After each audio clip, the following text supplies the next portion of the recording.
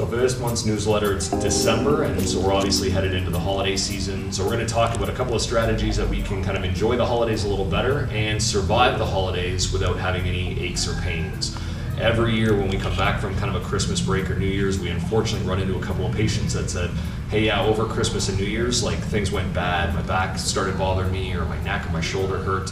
So we're going to talk about why that happens, and a couple of things we can do to avoid that from happening and kind of maximize our enjoyment of the holidays. So number one is you're going to be going probably to a lot of parties, work functions, family functions, stuff with friends, and it's natural that we're going to start to enjoy richer foods, more desserts, a little more alcohol.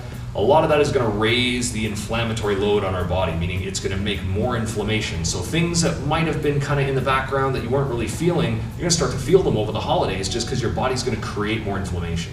So I'm not saying to live in a bubble and don't go to any of the parties and don't enjoy yourself, but there's a lot of things that we can do we can still enjoy the holidays, have fun with our family and our friends, and not feel like it just throws our body into an absolute garbage can. So here's a great tip from our registered dietitian. So if you end up at a work function or a family gathering where they've got a big spread of food out, there's lots of decadent desserts, lots of rich foods, and you're going to be going up and down, getting multiple plates of food. Try to make that first plate really vegetable heavy. Like go grab a little bit of salad, grab a couple of whatever carrot sticks, some broccoli, some cauliflower, whatever, and load up on some vegetables on the first plate. It's going to kind of get you a little, it's going to make you fuller a little faster, and then you can enjoy that. You have some desserts after, have some of the richer food faster, but you're going to have that feeling of being a little more full, so you'll probably just pick at some of the more rich stuff rather than going straight to the kind of the unhealthy, less desirable snacks and gorging on them and ending up in kind of a sugar-laden coma, which is going to then end up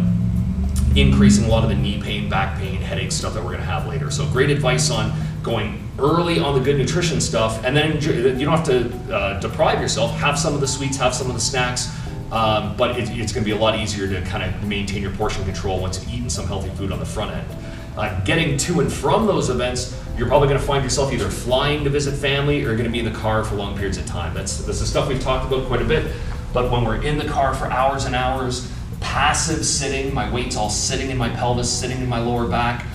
Most cars are pretty soft. We end up kind of in just not ideal positions. So we want to do a couple of things. We want to try to actively sit in the car, think about my spine being as long as it can, feeling like my abdomen braces, and feeling like I rotate my knees out to really get my glutes turned on to help stabilize my pelvis. If you're not the driver, if you're in the passenger seat, you can even put your arms on kind of the armrests and try to elevate your hips off of the seat periodically to get full hip extension, almost make my body feel like I'm standing in the car without having to actually get vertical.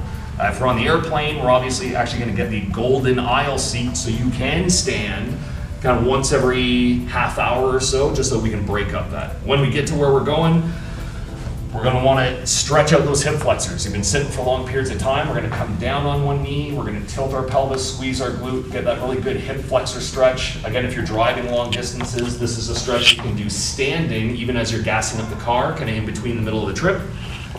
When we get to wherever we're going, here's a great, Christmas gift idea. Lots of our patients have foam rollers. It's great to have a small hollow roller to travel with. This will easily fit in most bags or in your luggage. You can put socks, t-shirts, a bottle of wine, bottle of rye, whatever you want in the foam roller, and it can rest in your luggage. And then when you get wherever you're going, probably the most important piece to look at is let's roll out that upper back. Let's create a little bit of upper back extension, take out some of that postural stress that we've accumulated from sitting on the plane or sitting in the car for long periods of time. That's going to help your body feel a lot better when you get to your destination. You're not going to feel as stiff, and you're not going to feel like you've aged 20 years by traveling to your gathering. And then, it's the holidays. People give gifts. So why not give the gift of health? Give somebody something that they might not spend their own money on. A travel roller, if you already have a regular foam roller, it might be something you don't want to spend extra money on, but it makes for a great gift and people really appreciate it. Other things that you can get for people that they may not spend their own money on, but they'll use a heart rate monitor. Heart rate monitors are something that me and a lot of the staff at the clinic use when we work out. I use a heart rate monitor literally every single day. It gives me great information as to whether or not my body's recovered from exercise. It can help measure your cardiovascular fitness. So if you're going to set these New Year's resolution goals, rather than having these goals that we can't measure, let's maybe give somebody the gift of something that can actually help them be more accountable to their health.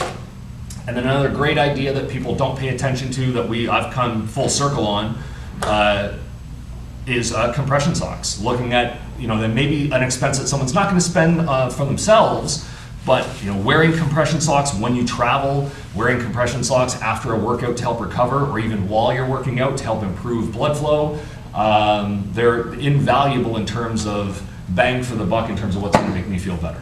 So if we can be a little smarter with the food that we have when we're at our gatherings, if we can travel a little more efficiently, if we can recover from that travel a little more efficiently, and then give the gift of health, you'll come out on the other side of the holidays far better.